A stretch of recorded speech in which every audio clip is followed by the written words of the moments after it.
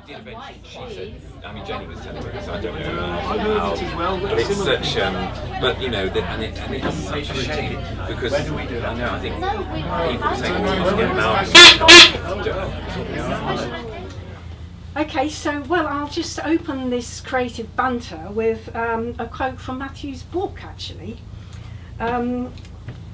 So, Craig was convinced that a puppet will wait any length of time, hidden in a box, in a cellar, or even in a century. But he will wait, and when he is brought forward and is made to feel at home, he will wait. Then he waits upon you and all of us like a true servant. So I think that is very pertinent to the Middletons' story of the puppets waiting in their box. So from there I invite our guests to, what we would like to happen is to try and elicit the identity of the puppets and maybe tease out some stories behind them. And as I've already intimated, you know, what an audience to invite into this room with us. So I do want to encourage you to throw your pennyworth in too. So where should we start? We were going to, I did hope we would start with my favourite, which is just centre stage actually. But I've been told, no, leave that one till last, because that's going to be the most, one that's going to draw quite a bit of debate. So I wonder, Paolo, whether we should go to maybe the most obvious ones, which, is it possibly these? Yes. These are, we call toys, giochi, giocattoli, and I get one, Yes. maybe Pulcinella, Okay. which is the most popular. These are very frequent in Italy.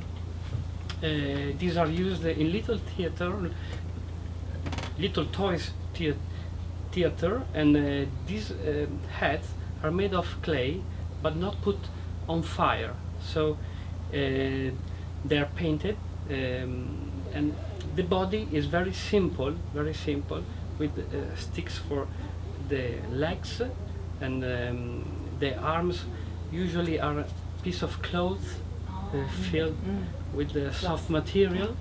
And this is from Naples. It's more popular in the form, in the shape of a glove puppet, because the guarratella is a sort of cousin of Punch and of Casper, so it's surely the most popular character in the world. But in Italy it's all dressed in white, and I think this is very important for Craig, for the Italian Craig, because this is a sort of mascot, symbol of Italian puppetry. So I think he was very interested in Pulcinella. It's more important to say that I think that for Craig there wasn't a real difference in importance between a toy and a professional marionette. So I think this is very important to find this type of objects in his group of marionettes, of characters. So these are other two types of Sicilian. Which one would you like? This one This and the one? other one. That one? These look like the Sicilian puppy.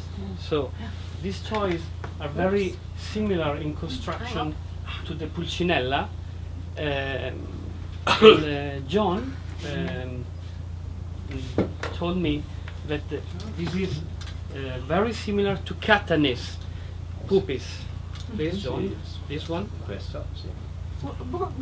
What year do you think they are? How old? Not necessarily terribly old. But in fact, Stan was perfectly correct to treat them as toys because that is what they were. But they were made, I mean, in quite large quantities.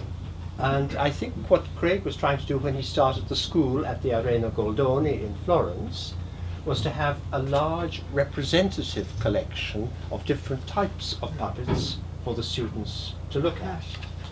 And here we already have certain different types. As Paolo said, this is probably the Catanian type of puppet. One of the things, when I say the Catanian type, that sounds terribly erudite. In fact, it actually means is if you think of Sicily, there's a bloody great volcano in the middle, Mount Etna, not quite in the middle on one side, but that rather separates East Sicily from West Sicily, and in the past it was quite difficult to go from one side to the other.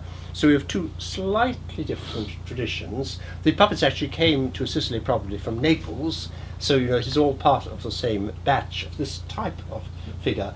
Now, the reason we say Catania, well, first of all, Sicilian had usually one rod to the head, and with the correctly, I'm not sure in the case of these, but one leg should be slightly shorter than the other. Oh. Because when you are working a Sicilian puppet, it depends on the balance of the wrist.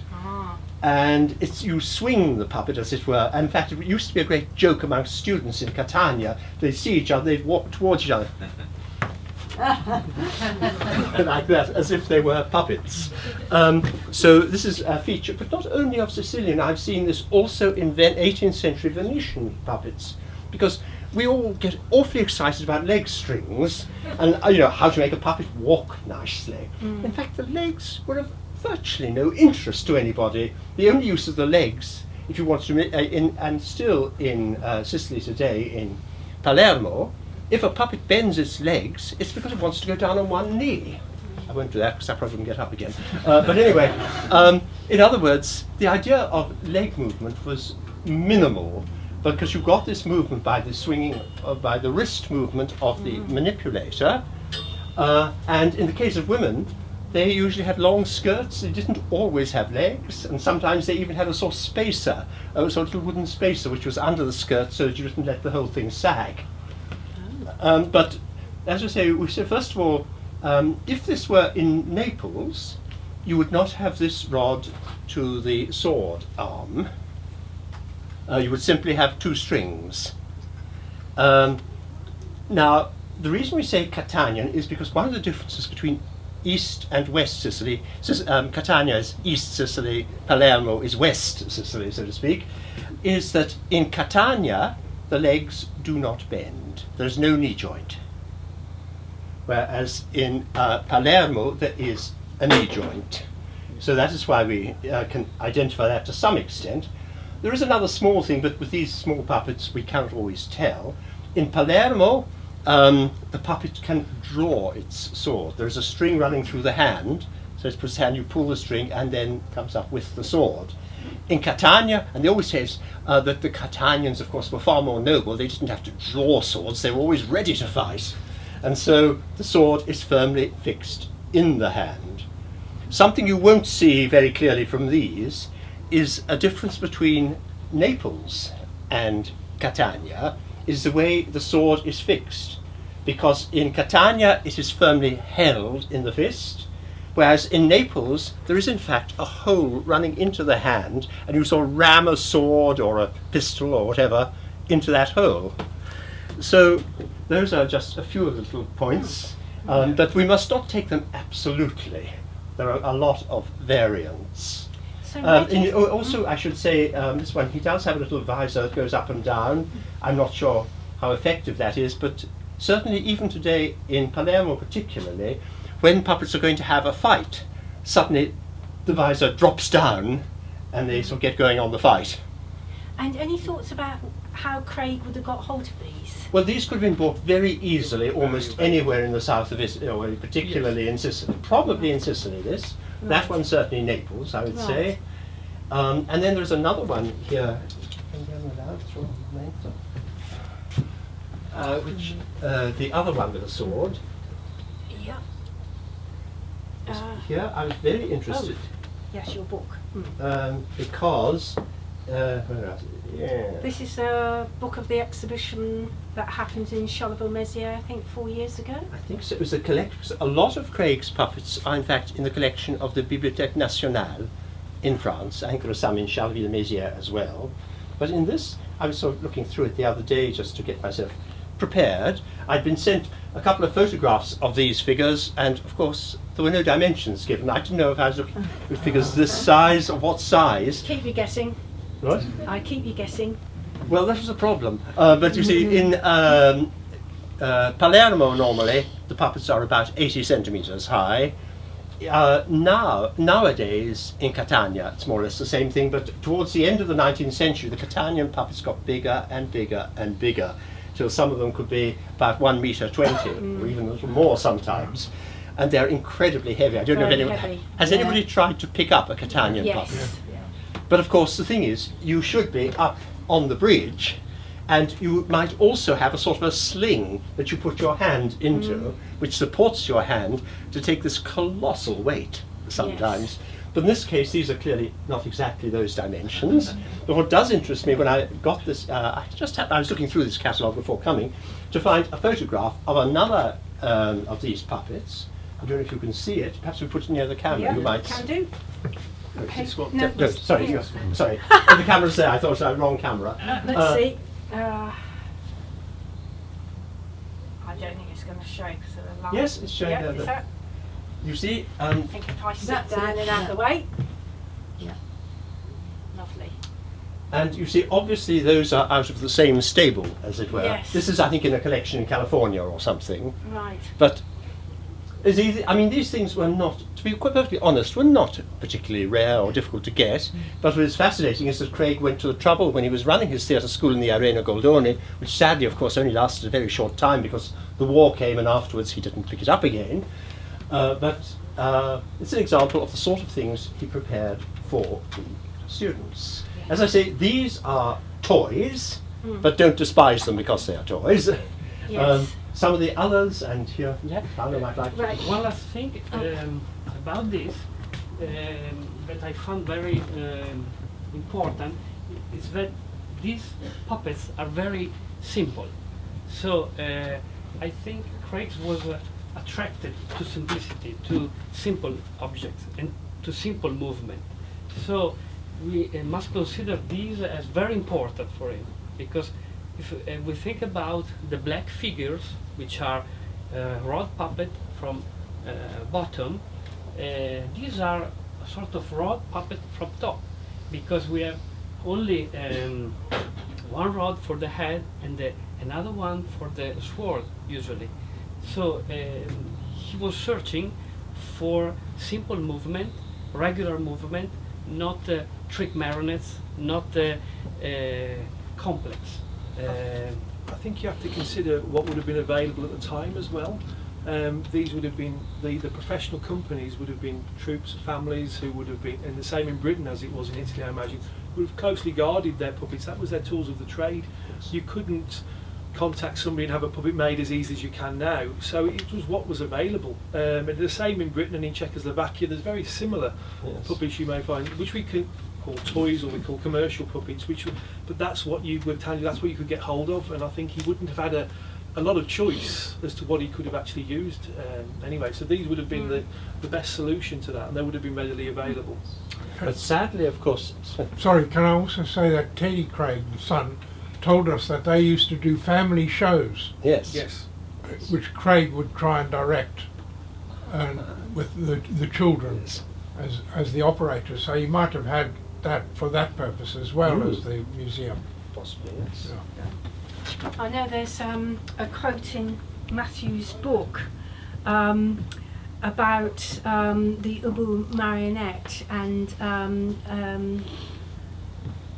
actually I think it's Henrik's book, I'm sorry, but anyway, and it's she thought it was based on the Burmese puppets, which there's examples here, but with mentions about the simplicity of the puppets, so it's echoing really what you've just been saying, and that he didn't feel that a marionette should have any more than 6 strings, whereas the Burmese puppets have a lot more strings than that, because they're designed so that when they're hung, they still give the illusion that they're dancing.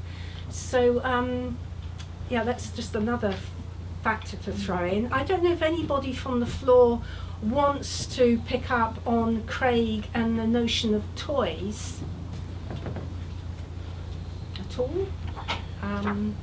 The Czechoslovakians, linking with what you said about the family, they were very, and I'm referring to them because they're very similar, the Czechoslovakians, they were sold as family theatres, they were sold as drawing room theatres that would be done by the family, viewed by the family and performed together as a group. So when you say toys, it's true as toys, but it's difficult to define. I mean, I had a recent argument online, I refer to them as toys because I feel adults can have toys as well, for want of a better phrase, but you don't have to, just toys doesn't just mean children. So you could find that they're very well made, and the heads are you know, sculpted and cast, and that would have been repeatedly done. And there was, as of these glove puppets we'll get onto in a second, I think, there would have been levels of affordability. You see that a lot in the Punch and Judy sets, commercial ones we sometimes see online from the turn of the century. There's some very basic ones, and as more you can afford, the higher you can go up. And some of these would have been sold with theatres as well, and scenery, and very much like the Pollock's Toy Theatres and the level of that, or Webb's Toy Theatres. You can see there was so they were very much, exactly as you said, they were family orientated shows and productions that were put on, miniature theatres in a way. And in fact, picking up from what you've just said, some of you may have been to the Munich Marionette Theatre, which began in the middle of the 19th century. And there, if you've been to the Puppet Museum in Munich, Yes, I've been. you will notice the puppets from the Munich Marionette Theatre are surprisingly small. The reason is that, in fact, when the Munich Marionette Theatre opened, I forget when exactly, in the 1850s, Yes, yeah. in fact, the puppets and the staging and everything were, in fact, a domestic theatre, a house theatre, that had been acquired and then became a professional theatre. Yes. So you have precisely what Yes. Michael was talking about Absolutely. Well, it inspired a generation of puppeteers. there. Exactly. Just like Pelham puppets did more recently. Oh, you yes, know, it's yeah. that kind of You remember inspiring the people to go Pelhams? through. And it's the same thing. Well, maybe we should